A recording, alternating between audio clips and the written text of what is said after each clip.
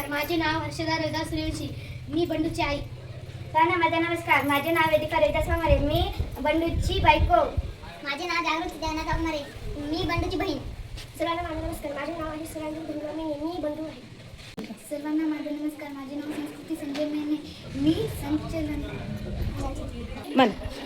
गावची गवत्या बंडू शांत होत असतो. आपण भलं आणि आपलं काम भलं असा त्याचा स्वभाव. सगळ्या गावात त्याच्या या स्वभावाची चर्चा. सकाळी लवकर शेतात जायचं, दिवसभराचं काम आटोपून संध्याकाळी घराकडे यायचं. घरी आल्यावर आपल्या मुलीशी खेळायचं, गटावर चक्कर मारायची आणि जेवायच्या वेळी पुन्हा घरी यायचं. असा त्याचा दिनक्रम. सावळा रंग, शिडशिडीत अंग, काठी यानं नाकासमोर चालणारा बंडू. एका वर्षी पिकपाणी बरं झाल्यावर बंडूनी कुटुंबासाठी नवे कपडे आणि स्वतःसाठी इजार शिवली. धोंडू मामाने कपडे शिवले खरे, पण त्यांचा अंदाज जरा चुकला.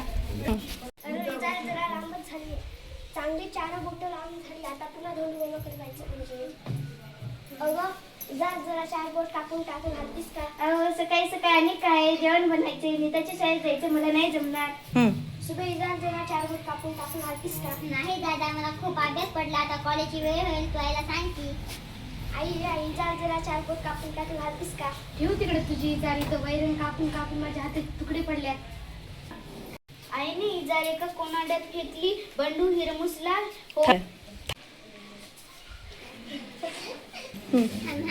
सकाळीच इजार दिवस करायला पाहिजे होती.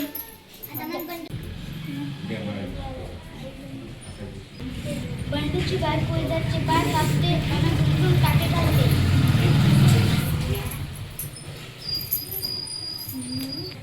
आपला भाग ते राबतो, कष्ट करतो, मला कॉलेजला पाठवतो. दादाची मी काही काम करू नये. बंडूची बहीण इजारचे पाय कापते, दुमटून टाके घालते. बाकी कसले पोरगा एवढा राब राबतो. इकडे बघ. बंडूची आई इजारचे पाय कापते, दुमटून टाके घालते. आपलं काम आपणच केलं. बंडू इजारचे पाय 4 बोट कापतो व टाके घालतो. घेते की व्हिडिओ.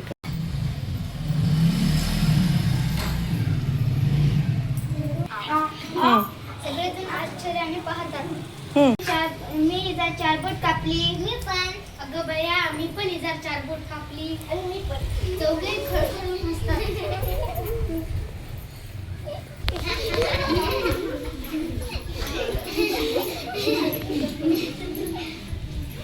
टाळ्या वाजवा.